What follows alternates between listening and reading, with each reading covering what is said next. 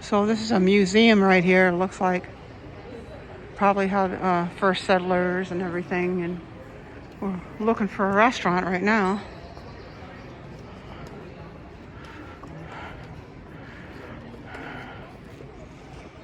Yeah, Continental St. Louis. All the first settlers there. So we're going to walk through here, and we're going to go to a restaurant. They're supposed to have a little cafe up here. So that's 1836 to 1860. Old cover wagon.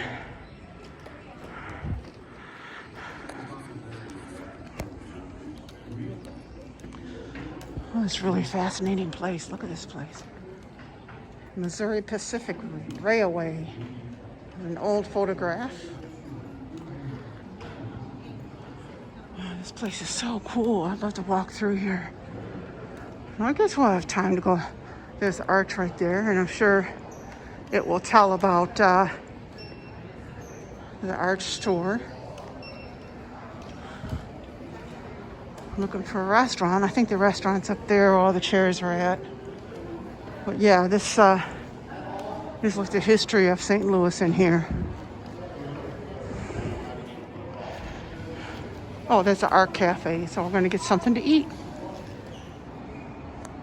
Okay, so June 27th, 1962, first concrete poured for foundations. It took 23 hours to pour the first 7 layers of concrete on the foundation of the south leg of the arch. At 34 feet below ground level, 252 post tension rods were installed in the outside corners of each leg. It shows you right there. Pretty cool, huh?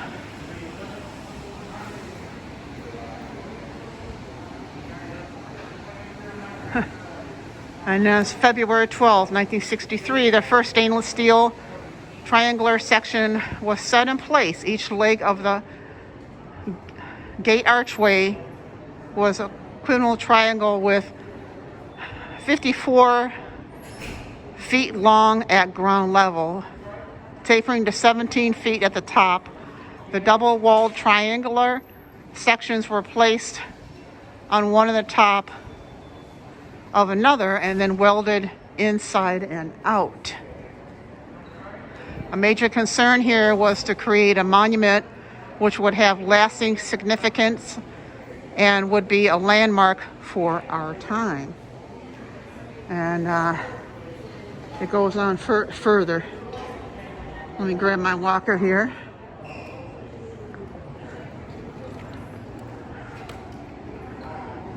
See it? Isn't that cool? Look at that. It's the men that worked on it there.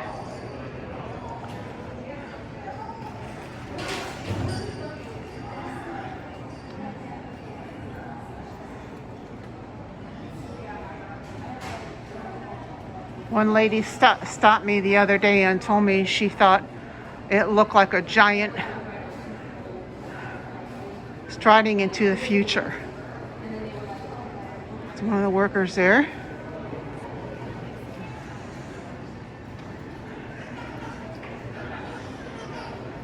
Some more pictures here. Look at that. Okay, June 1st, 1965. Stabilizing strut put into place at 530 feet. As the arch grew taller, its legs leaned inward for the final 100 feet of construction. A temporary stabilizing strut took stress off the legs and their post-tension rods. The 255-foot long strut weighed 60 tons. Holy moly. It's all the people observing it there once it went up. Okay. And here's the final thing here. October 28th, 1965. The final section was set in place, completing the arch. The two 630 8-foot tall legs lean towards one another with tremendous force and stood just 2 feet apart into this gap. The 8-foot wide final piece weighing 10 tons. Wow. Had to be inserted. Huge jacks extradited 50 tons, 500 tons of pressure to open the gap to 8.5 feet. And that's that. The walls and the graphics are going to be different on both walls, so make sure you guys turn around because I don't want anybody to miss anything while we're back here. While we are back here, I get about 4 minutes to tell you guys as much about the arch as I can. The story of the arch goes all the way back to 1935. Franklin Roosevelt was a great admirer of Thomas Jefferson, our 3rd president, and Roosevelt thought that Thomas Jefferson deserved to have his own national memorial. Roosevelt wanted that memorial to be here in the city of St. Louis, even though Thomas Jefferson never even visited St. Louis. The reason Roosevelt thought that? Well, the Louisiana Purchase of 1803. That doubled the size of the United States, and Thomas Jefferson arranged for that to happen right here in St. Louis. They really didn't do a whole lot with this memorial idea until after World War II. That's when they decided to expand the vision. And they said, let's make this memorial about more than Thomas Jefferson. Let's celebrate the westward expansion of the United States. Let's remember that St. Louis had a very specific role in that westward expansion. So much so that St. Louis got the nickname Gateway to the West.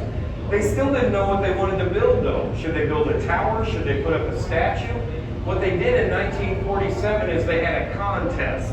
And they offered up a $50,000 prize to whoever could come up with the best idea to symbolize the gateway to the West. The winner of that contest was a 38-year-old architect named Eero Saarinen. Construction began February the 12th, 1963. 2.5 years later, October 28th, 1965, the keystone was put into place and the arch was complete. This is my favorite photo.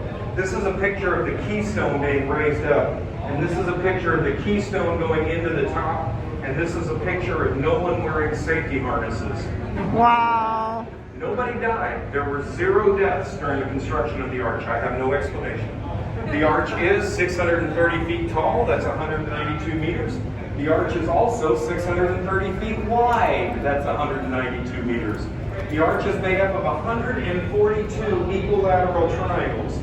Now at ground level, if you walk around one of the legs outside, those triangles are 54 feet on a side. But by the time you get up to the top, the triangles are only 17 feet on a side. So that's how much tapering takes effect. We do have concrete and tension rods up to about the 300-foot mark, but the arch has no internal skeleton. The arch has no structure at all on the inside. The arch is hollow. This is called orthotropic design. The strength of the arch comes from its intrinsic shape and from steel being welded to steel. We are the largest single concentration of stainless steel on planet Earth. 886 tons of stainless steel right here on the western bank of the Mississippi River. I told you that no one died during the construction. Our architect, Eero Saarinen, he died in 1961, so he never even got a chance to see the arch being built. I've got a short movie to play for you guys. This movie is about some things that were going on during the 60s when the arch was under construction. So it's kind of a 1960s pop culture video. Since it is the 1960s, that means dancing will be allowed.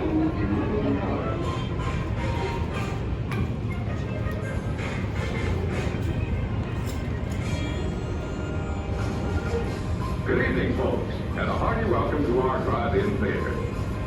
And so, my fellow Americans, ask not what your country can do for you. Ask what you can do for your country. The bill that I am presenting to you will be known as a civil rights bill.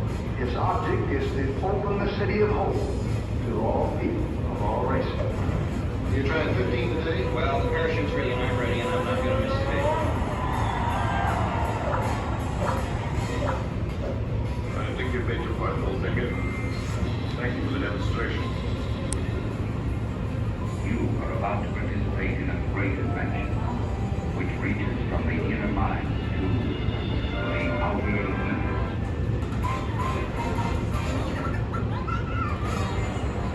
Ladies and gentlemen, the Beatles.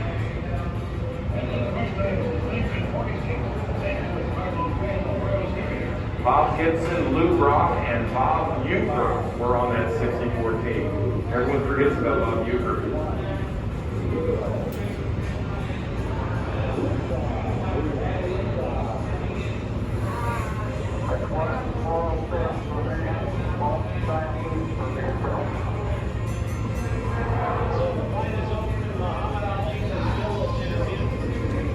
Our business is singing, and tonight we're gonna take care of business. For those who think that the women's liberation movement is a joke, I disabuse you of that notion.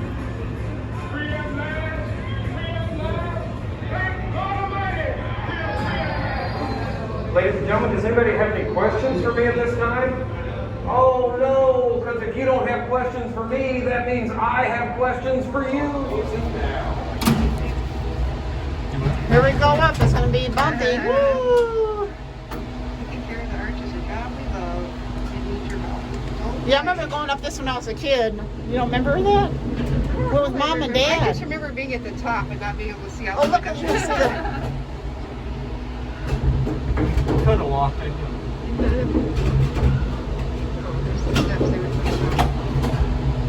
A lot of steps. It's like going to the top of a roller coaster I get- for a really big drop. Hopefully we won't do that part. You okay, Nicole? Yes, I am. Make sure. Well, look at all the mechanism stuff. Very cool. Some more stairs. Your cousin Alex, she's like her granddad. She cannot stand roller coasters. I took her on one, yeah. And she's like, I don't understand why people think that's fun. I'm never doing that again. Oh, roller coasters are fun, yeah. I know. She's like, that was terrible.